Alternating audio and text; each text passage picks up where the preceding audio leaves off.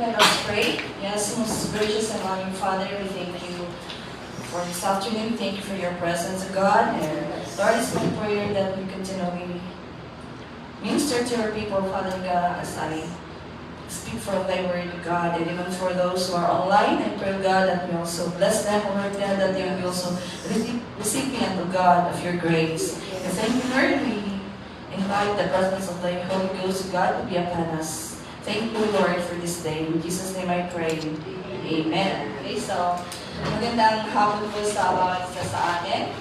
Blessed afternoon, even to our brethren who are watching online. We thank you so much for joining us. And be blessed. Okay, so this afternoon I would like to speak to you how to maintain a healthy Christian life. Okay, as believers in the Lord Jesus Christ, we have to always maintain our Christian life para po maging ilaw po tayo. Amen? As you see our environment, if you see around us today, talaga po nakapanghihina. Kaya po, it's so important to always seek God and to always be in His presence. Okay, so our text is from 1 Thessalonians verses 5:12 to 22. Actually, this chapter is, I read it that Apostle Paul was addressing it to the church and Thessalonica, the believers in Thessalonica, because they have this anxiety of the day of the Lord. Siguro sa atin, we always say, ask God, kailan ka darating, Panginoon? Kailan ka darating, Panginoon? Okay, so instead of keep on asking, when will He come? Let us prepare ourselves. Amen? Let us do the things na nabibigay niya sa atin. Amen? So He is addressing the believers in Thessalonica. Instead of being be prepared, be sober, we always be vigilant. As believers in the Lord Jesus Christ, let us continue to live a holy life. Amen? Okay, so let us read our text. It says here in the NIV. Maganda po sa NLT, pero ang Bible ko po is NIV.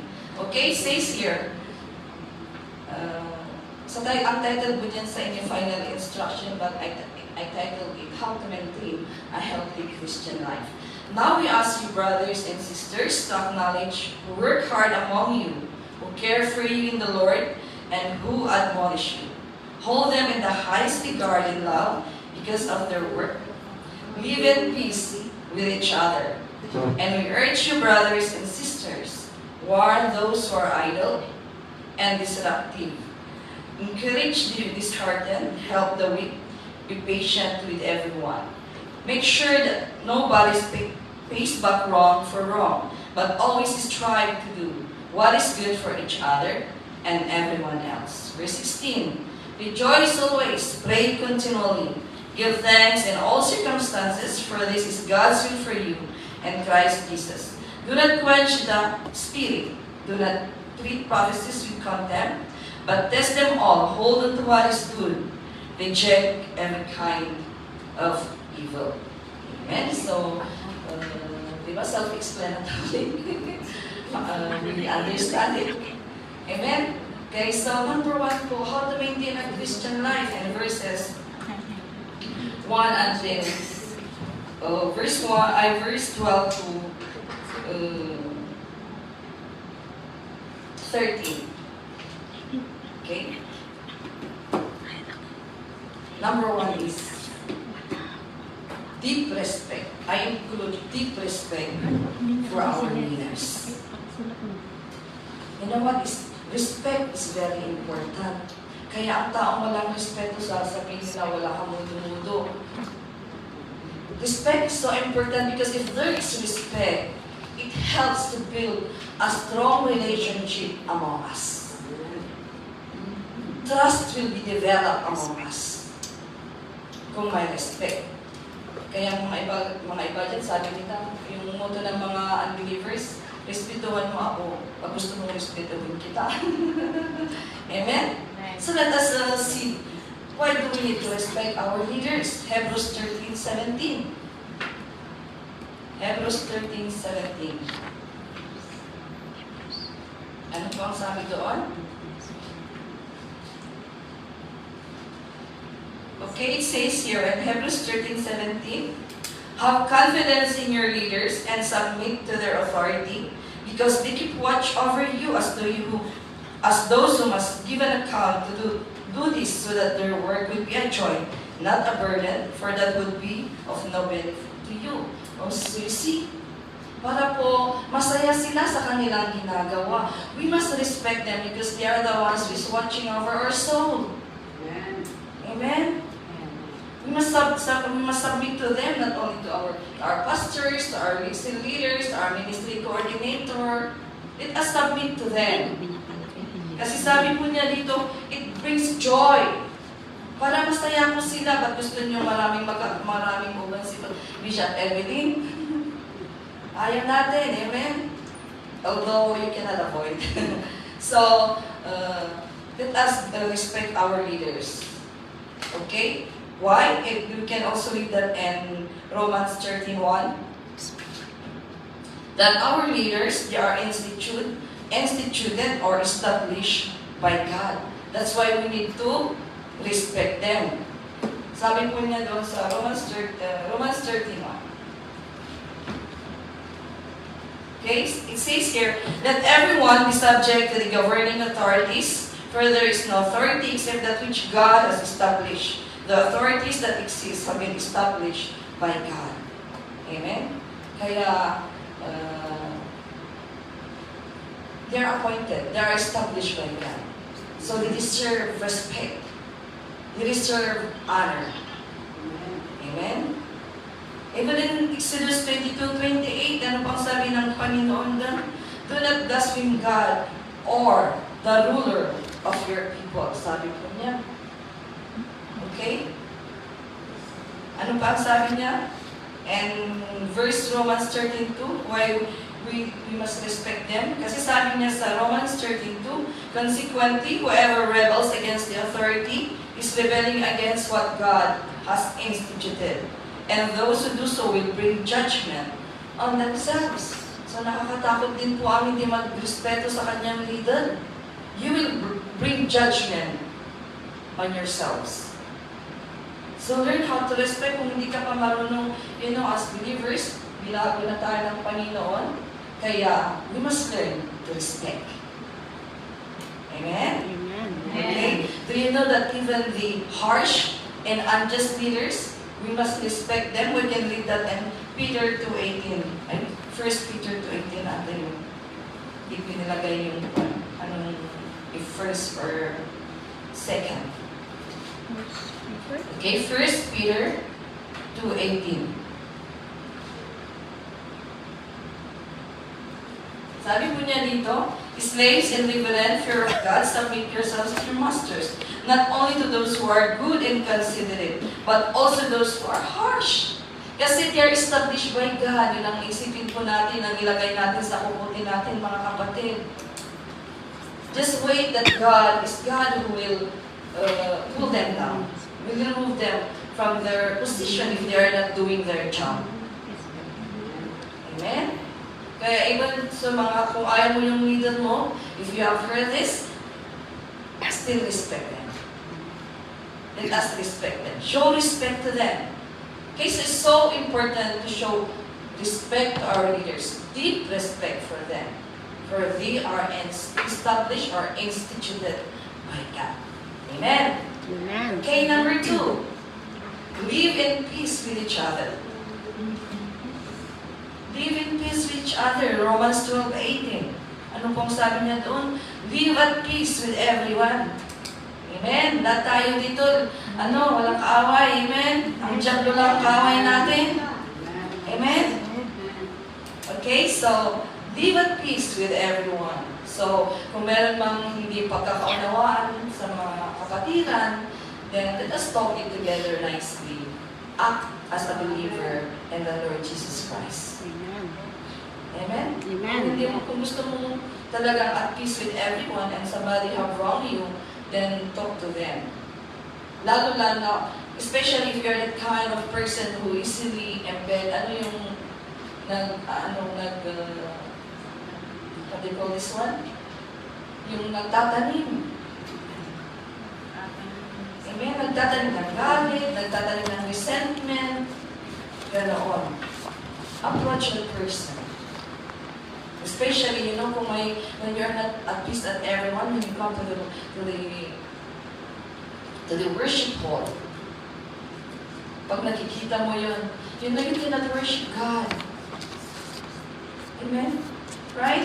You cannot worship God when you are not at peace with others. Amen.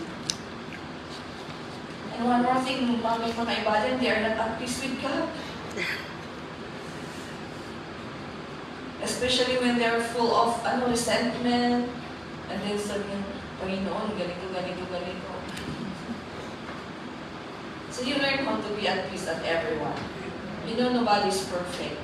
Kahit sa bahay ng Panginoon, lahat tayo may tayo, we have all our weaknesses, we have different weaknesses, so that's why it is here that we should exercise love, understanding, and acknowledgement. Amen? Amen. Okay, so learn how to live at peace at everyone. Romans 12:18, even in Mark 9:50, sabi niya inulit niya, be at peace with everyone. And Romans 14:19, sabi niya, make every effort to do what leads to peace. So talagang mag-effort din pala tayo kahit sa if you want to have peace, you have to make an effort. Amen? You have to make an effort. You will not just sit down there and do nothing. You have to do an effort. So if you want to be at peace and at everyone, then make an effort. Amen. Amen? Amen.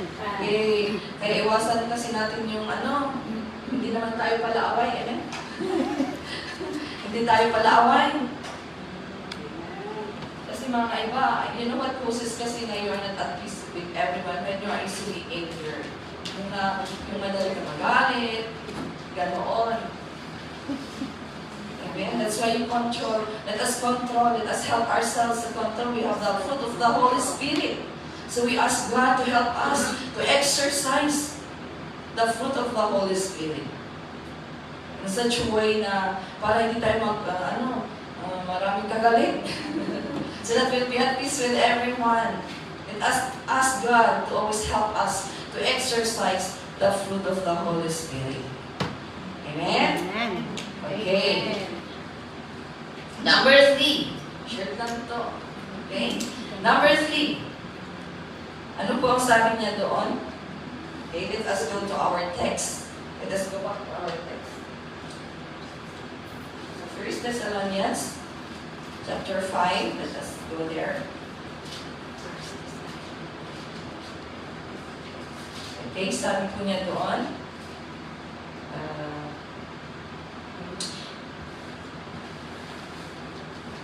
In verse 14, and we urge you, brothers and sisters, warn those who are idle and disruptive, encourage the disheartened, help the weak, be patient with everyone. Okay? So yan po ang number 3 po natin is, do not be lazy, be faithful in the ministry you are in. Amen? Sabi po niya dito, huwag daw tayo maging tamad. Be faithful in the ministry that we are in.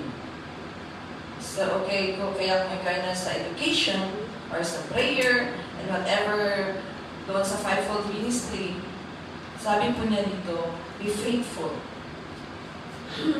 Do not be lazy. Amen? Instead, sa 1 Corinthians 4:2, sabi po niya doon, we have to be reliable and trustworthy. Amen? So whatever God has given us, let us give it fully. Let us do our best. Amen? Kahit walang nakakakita sa atin, even though we are unsupervised, let us still do our work. Amen? Hindi yung pag-andyan sa amin, Pastor Glenda, andyan na yung mga natin, and then we start moving. Kahit wala po sila, gawin natin. Amen. Amen? Kaya, let us do our best, whatever ministry we belong. Kung ikaw ay taga-punas, be faithful ka doon sa pagpupunas. Kung Amen. taga-linis ng kubeta, be faithful. Amen. Amen? Amen. Be faithful. Especially, ito yung natin, yung calling natin, to go and win souls for Him. To go and do evangelism. Kung minsan kasi, naano na tayo na we are nadismaya because sometimes, I know it's not easy really to go and evangelize. But we need to. Kasi sabi ng Panginoon, we need to be faithful. So even in evangelizing, no matter how difficult it is, I know that hindi wala pong mahirap sa Panginoon as long as we ask the Holy Spirit to be with us.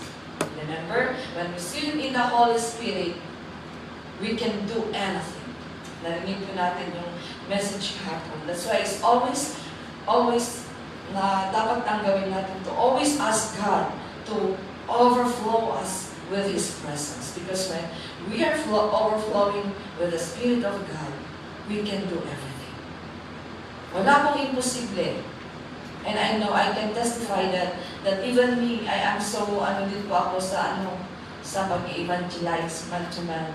But, you know what? If we really allow ourselves, if we really avail ourselves to really do it, God will help us. And God will give us someone to minister with. Kaya, wag po tayong, let us not, wag po tayong malilismaya kahit andyan ka na, parating ka pa lang, is, Lumalay na. ginaganap ka na. Umalis. You're stopping you to go near. Or kung minsan, talagang you will experience, you can hear many words that will really dishearten you, that will discourage you. But, you know, that is part of being a believer of the Lord. It's not so easy really to go and win souls for Him. Remember, He's sending us to the wolves. So, and going out, we need to really prepare ourselves. We really need to prepare ourselves. We really need to always ask God to clothe us His full armor. Amen? Amen. Okay, so God is encouraging us not to be lazy, especially in the ministry where He has put us in. So remember, let us give our best. Amen? Amen. Let us give our best. Because God will supply what we need. What we needed. He will give us the strength, He will give us the courage, He will give us, kung kailangan mo ang pera, diba, sumasahod naman tayo, if you want to, what we're evangelizing is feeding Him, right? So, God has provided. The only thing is our availability and our willingness. Amen. Amen. Okay, so ganoon po. Just remember that when we are faithful, you know, when being faithful, it involves also enduring hardship and continuing despite challenges. Okay? Being faithful involves enduring hardship and continuing despite challenges. Okay, so as I've said, hindi po talaga pong sa pag-evangelize, we experience hardship. We hear mga discouraging words, disheartened na mga nila, but let's keep on. Let us do our part and God will do the rest. Amen? Amen. Okay? Ganoon po. Okay, number 4, verse 15. Do not be vengeful. Or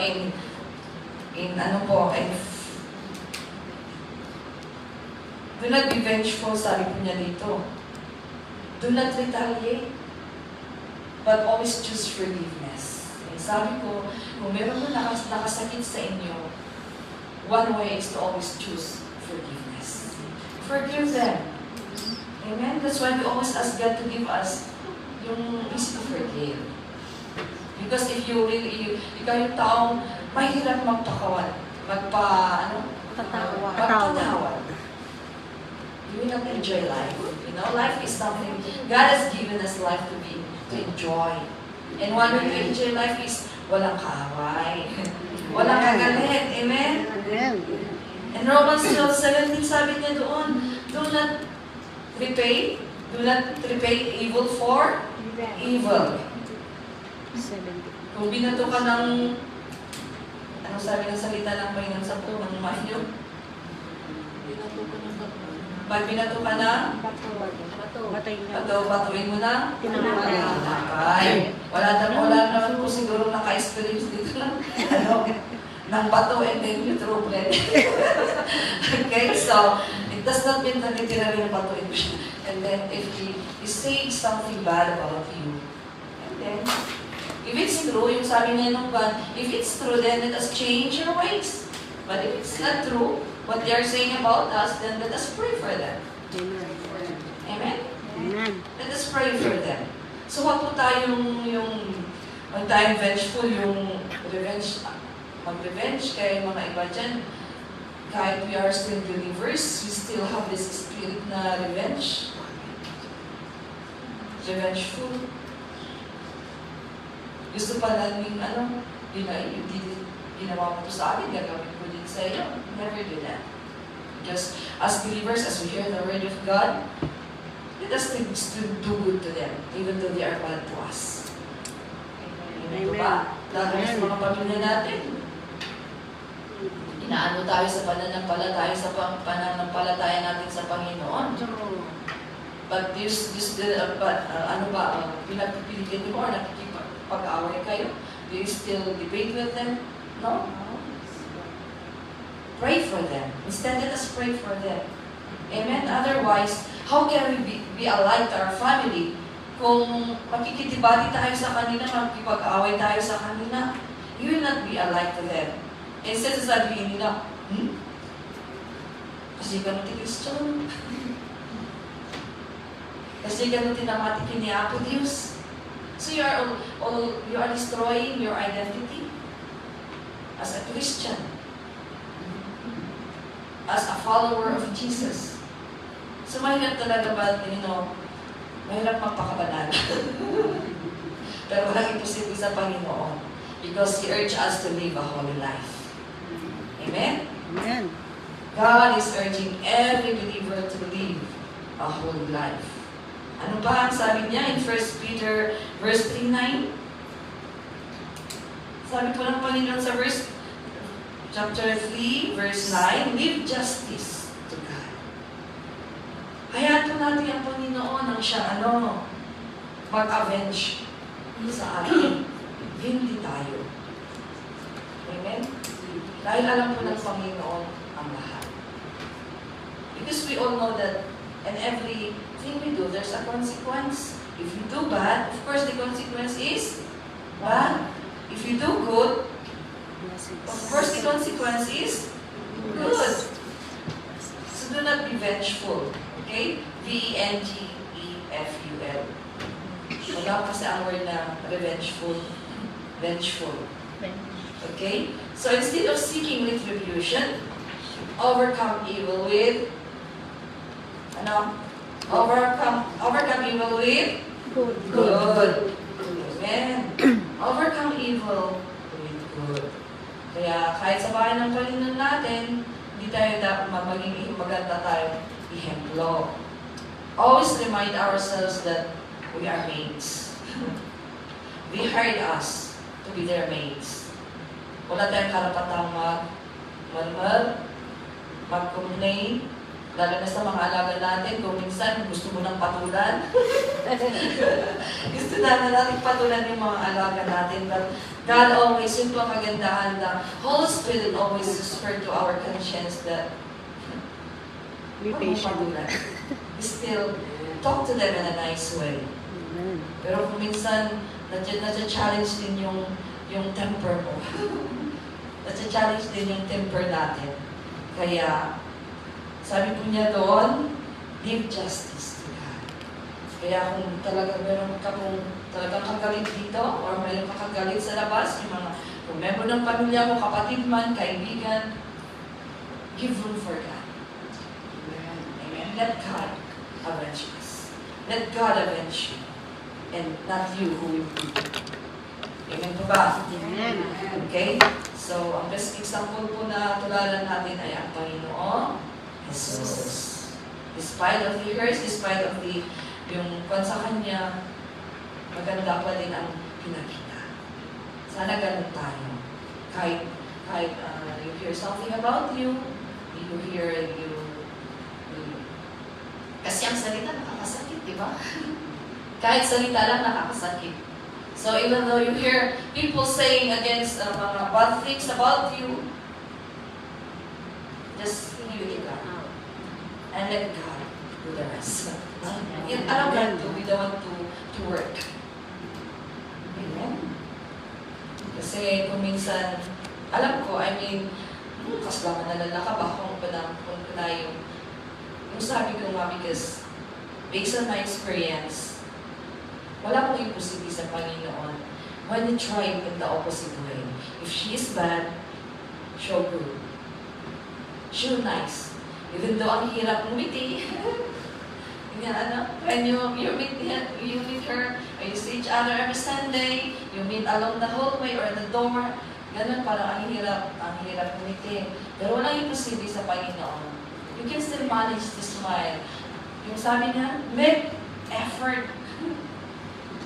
Amen? If you want to be at peace, yung sabi niya, make effort, mag-effort ka kapatid. If you allow na masaya ka sa paglilingkod ng Panginoon. Amen to ba? Amen. Okay, so always overcome evil with good. Number 5. Go back again to our text, 1 Thessalonians. 1 Thessalonians. Okay, chapter 5, verse, sabi po niya doon, ang number 5 natin is give thanks in all circumstances. Verses 16 to 18. Sabi po niya dito, rejoice always, pray continually, give thanks in all circumstances, for this is God's will for you in Christ Jesus. Amen. We always hear, servants of God, how can we say we rejoice kahit nahihirapan? Pero yan po ang sinabi ng salita ng Panginoon. We need to rejoice always. How? By giving thanks, praying, worshiping God, giving praise to Him. Do you do that when you are kung nahihirapan kayo? Do you do that when you are struggling, when you are in your difficulties? Amen. You still praise God? Yes, you have to push yourselves to do that. Nagawin ang mga ito. Kung minsan mahirap manalangin, mahirap mag-praise sa Panginoon. But that's how yun po ang sinabi ng Panginoon. One way of giving thanks to God is praying, praising Him, worshiping Him. And alam ko that we all experience that when we are having problems, trials, and we apply this, di ba? Nakakagaan. In light, it gives yung nagiging magaan po yung pakiramdam natin. We feel light. Amen? Amen. Kaya yun po ang gawin natin. Praise God despite of the circumstances. Praise God. Kahit ang hirap, you have to really push yourself. Even these days, mahirap po, unlike before, is talaga when we are on fire, di ba? When we are new to the Lord, we always have this in our devotion. I don't know if you have experienced that in your personal devotion. You have to praise God first, you have to worship Him before you read the Word of God. Pero ngayon talagang masusubok tayo. I know, maramihan sa atin nasusubok na. We need to really push ourselves. Kasi talagang darating na ang Panginoon, malapit nang darating ang Panginoon, kaya nasusubok din tayo. How are we going to withstand the testings, the test of life? So learn to have to give thanks to God. Yung napakinggan natin si Bishop Gahapon, Bishop Richel mentioned, rather than always asking, why God, why God, why you allow this thing, why you send me this trial, this test. Instead of asking God, I always say that to God. You ask God, pray to God, Lord, what is your message to me? What are you trying to teach me? Because God allows those things for our own spiritual growth. You know, when you are not tested, you are not growing. Because every testing, every test that we encounter in our walks with God, when we overcome them, wala ko sa silence. Ano yung mic mo? Sorry, wala ko sa silence.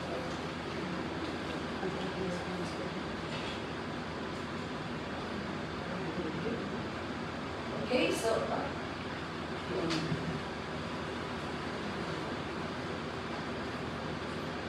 okay, ay sorry po.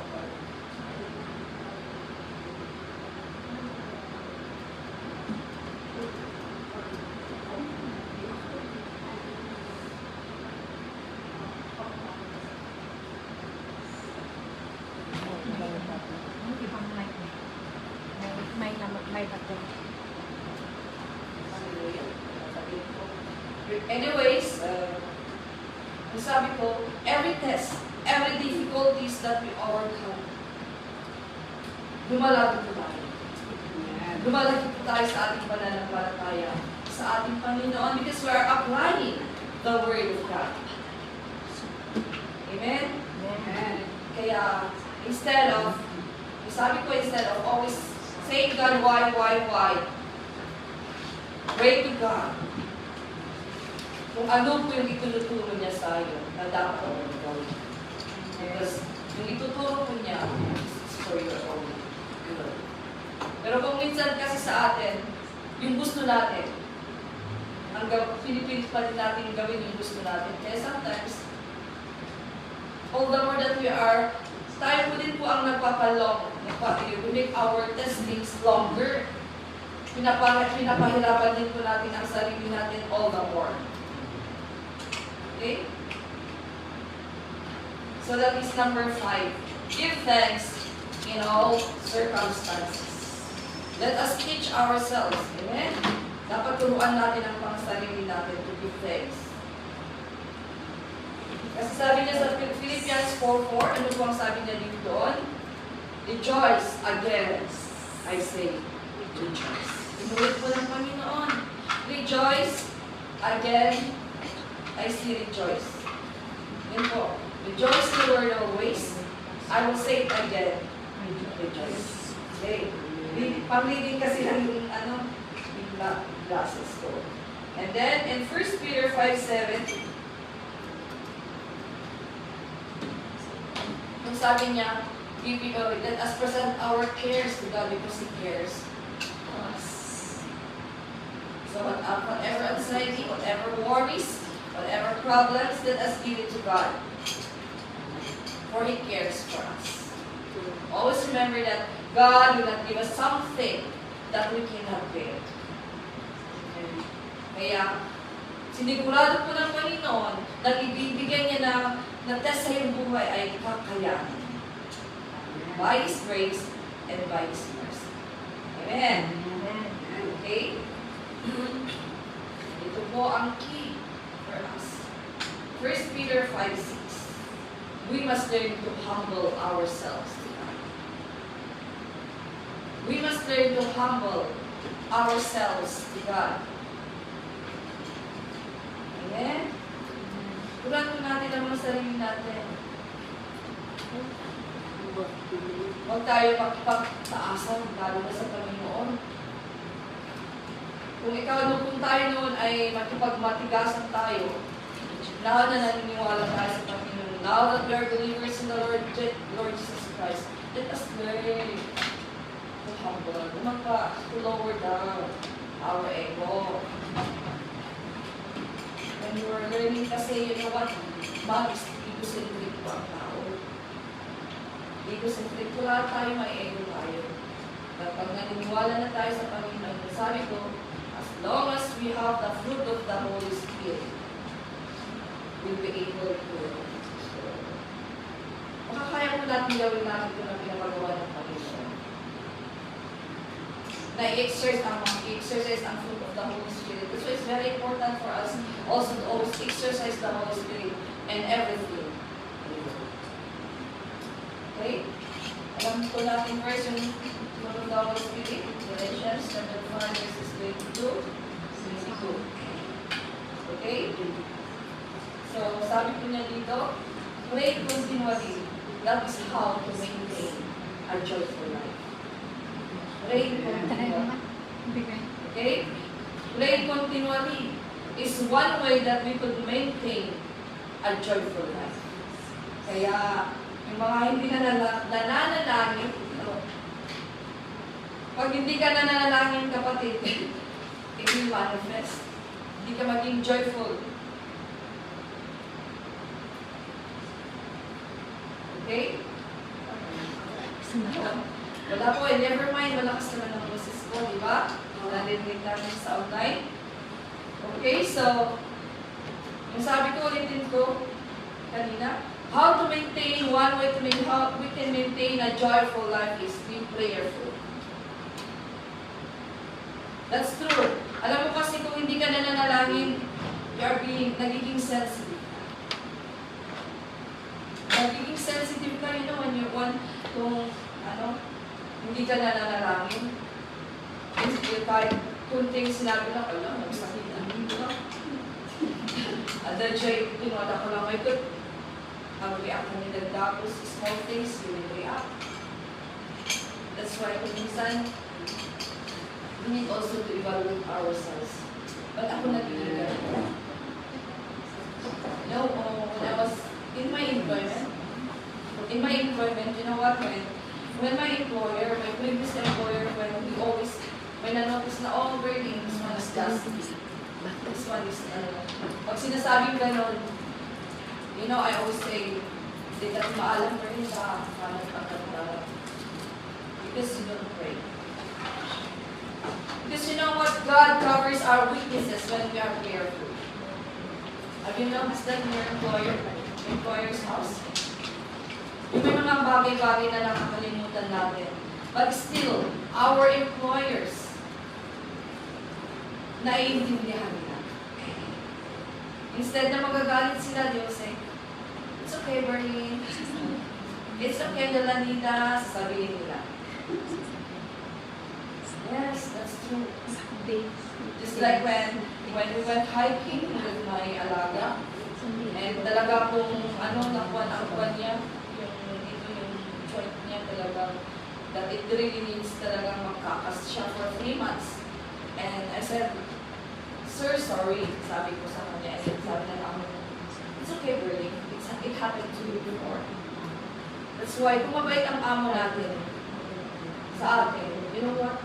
Because sometimes, what that is the reward also sometimes being faithful. Being faithful to the Lord. Okay, so that's why let us be faithful in praying. Ang hirap po manalangin ngayon. As I said, mahirap manalangin. But we need really to make an effort to really push ourselves to pray. Let us not allow otherwise. Kasi ito ang pinaka-oxygen natin. Otherwise, mamamatay tayo. Malatamlay na tayo. Magiging matamlay na tayo. That's why you pray. Pray, pray, pray. Okay? Yung parang sabi ko, I think ko makakalimutan yung sabi ko siya. That's why everything, always pray. Pray. Okay? So that is number 6. Pag-ilan po? Number 6 na po tayo, verse 19. Do not quench the spirit. The spirit of God, of course. Do not quench. Quench is grieve. Another na niya is grieving. Grieve. Do not grieve the Holy Spirit. Do not extinguish. Huwag mong patayin. Kung minsan on fire ka na nga, kung minsan on fire ka, you can feel that you're in fire, but you is you're going against. You're putting off. You're extinguishing. That's why you strike while the iron is hot. Amen. Kung on fire ka, that's why leaders also did us, tignan natin yung mga members natin. Baka nagiging on fire sila, and then tayo din ang nag-put off, nag-extinguish. Amen? Kaya, you know one way that we are also extinguishing or quenching the Spirit of God in us is when we disobey Him. When we do not use the talent that God has given us. The gifts. So always remind yourself that when you disobey, you are quenching the Spirit of God. That's why He will do it. Para manatili po ang Espiritu ng Panginoon sa atin, ibigay tayo. Amen? Because disobedience, it extinguishes. It puts out the fire. It puts out the fire. Amen, diba? Hopefully may na tayo. Okay, that is in Ephesians 4:30. How do we extinguish or how do we quench the Spirit? Yung sabi ko kanina, sin and disobedience. What else? Neglecting our spiritual gifts. Kaya kung may gift ka kapatid, gamitin mo. Kaya kung ikaw ay madamot sa Panginoon, you are extinguishing the Spirit. Kaya kung madamot sa Panginoon, you see? That's why it's always very important to always swim. Huwag lang tayo sabi, I know some of us, we could hardly understand yung message ni Bishop about the spiritual measure. Hindi lang dapat sa uncle tip. Pero if you hear again yung message niya po noong convention, baka maintindihan po natin lalo that we must not only stay uncle tip, but dapat beyond so that we will swim. Amen? That's why when we come to the presence of God, let us always desire to swim in His presence. Pero lahat naman tayo kasi is we are not so praise and worship. How can we swim? How can we swim in the presence of God? Sa praise and worship na lang, sa atin, nagaganon mo. Dapat daw, ganoon kasi overhead. Amen. Kaya we have to teach ourselves as a praise and worship, this was to clap overhead. Hindi ganoon. Overhead. And let us really show na nasa atin ang Espiritu ng Panginoon. Do you know when our praise is pleasing to God? Miracles happen. Amen. Hindi mo hinihiling nagtatrabaho ng Panginoon during the praise and worship. Healing us. That's why kung ano po ang nararamdaman natin, teach ourselves to praise and worship God. Amen? Amen. Okay? So that is, do not quench the Spirit of God. So always remember, when we disobey God, when we commit sin, when we neglect our spiritual gifts, we are quenching the Spirit of God. Okay, number 7. Do not treat prophecy with contempt. Contempt. C-O-N-T-M-P-T. Okay? Do not treat prophecy with contempt. See? Minsan po, during our praise and worship, after meron po na prophecy. Diba? This is a message, inspired message of God. In the prophecy is not only foretelling or predicting the future, it is declaring also the word of God. For the purpose of 1 Corinthians 4:3.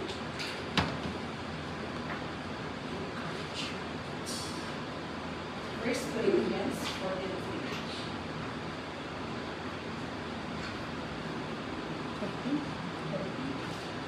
Corinthians 14:3. Ano pong sabi niya doon? But the one who prophesies speaks to people, further strengthening. Okay, this is the purpose of prophecy. Strengthening, encouraging, and comforting. So see, that's why sometimes kung may nag-prophecy among the congregation, meron pong response. Amen? Okay? Sometimes there is a response. Prophecy, this is a noun.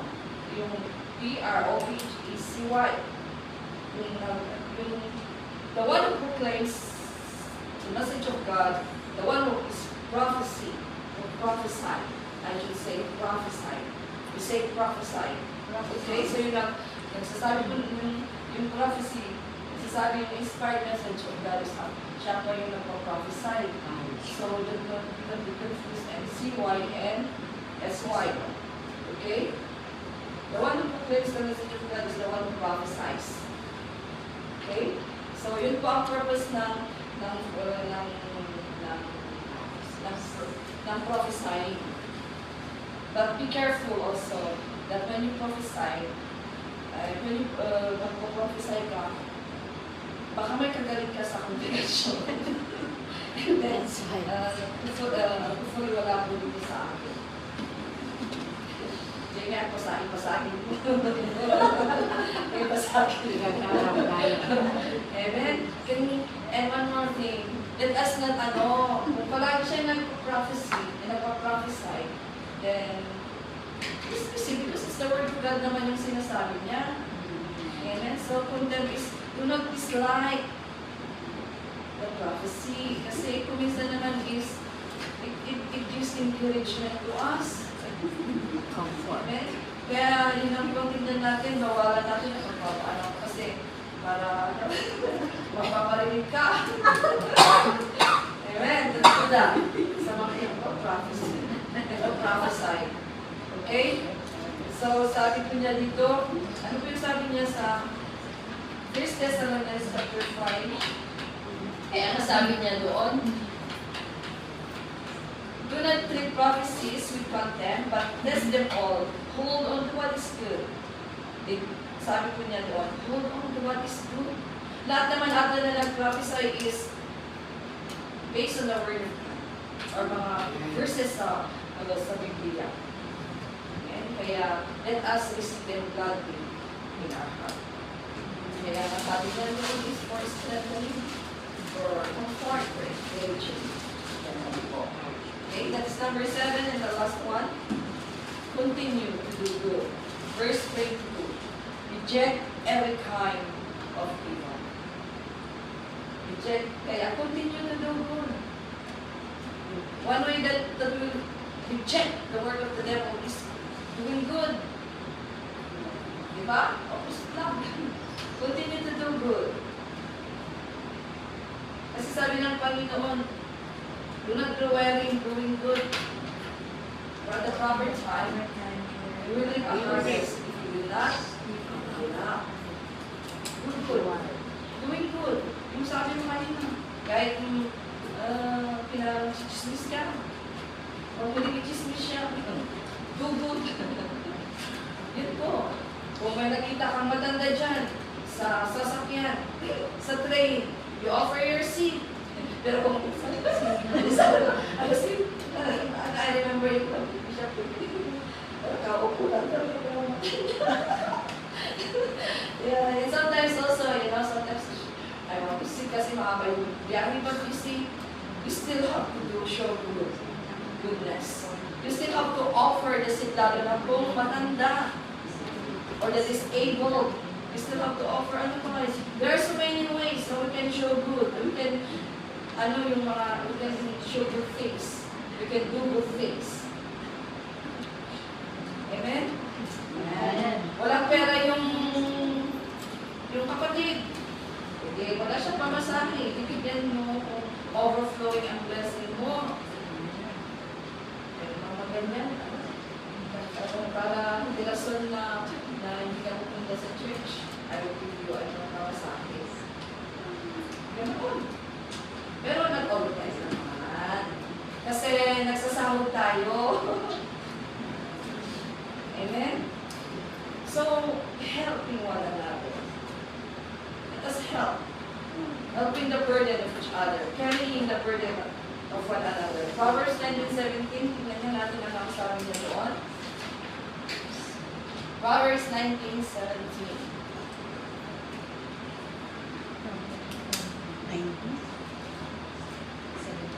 Proverbs is the Psalms. Proverbs 19:17.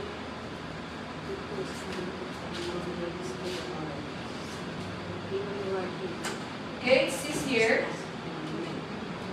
whoever is kind to the poor lends to the Lord, and He will reward them for what? You have done. So you see, and every good thing that we do, we will be rewarded. Yeah, pero not all the time naman na I mean, kasi kung minsan, of course, I do good pala, she will do good. But don't be bear in mind that not everything you do with your friend, you will do as well. The best thing that you put in mind is always do good. Because ang Panginoon ang mag-reward. It is all of God. Amen? Umaabaw po pag ang Panginoon ang mag-reward. So, one way that we will reject evil is doing good. So, let us continue to do good, mga kapatid. So, doon po tayo nagtatapos. Yun pa ang mensahe ng Panginoon sa atin. Yun po ang mensahe ng Panginoon sa atin ngayong hapon. How can we maintain? I have to maintain a healthy Christian life. And number one is respect. Because respect is very, very important. Okay? Second one, ano po ang number two? Live in peace with each other. Okay, number three is Do not be lazy, be faithful in the Okay, ministry. yes, be faithful in the ministry. Number four, do not be Do not vengeful. revenge. Meaning, do not pay evil for evil. Number five is give thanks in all circumstances. And then number six, do not quench the spirit. Number seven, do not treat prophecy with contempt. With contempt. And the last one is Continue to do good. And then my conclusion is the last two verses. And First Thessalonians 5:20-24. Okay. First Thessalonians. Okay, this is our conclusion. Sabi po niya doon, may God Himself, the God of peace, sanctify you through and through. May your whole spirit, soul, and body be kept blameless at the coming of our Lord Jesus Christ. The one who calls you is faithful, and He will. Amen. Okay, so then po that's all that I can share to you this afternoon. So as we see the day approaching, let us always maintain a healthy Christian. Amen. So, Father God, we thank you so much for your word that you have given to us this afternoon. I pray, God, that we continually guard your word, God, in the heart, God, of each one who have heard your word. Thank you, Lord. In Jesus' name I pray. Amen.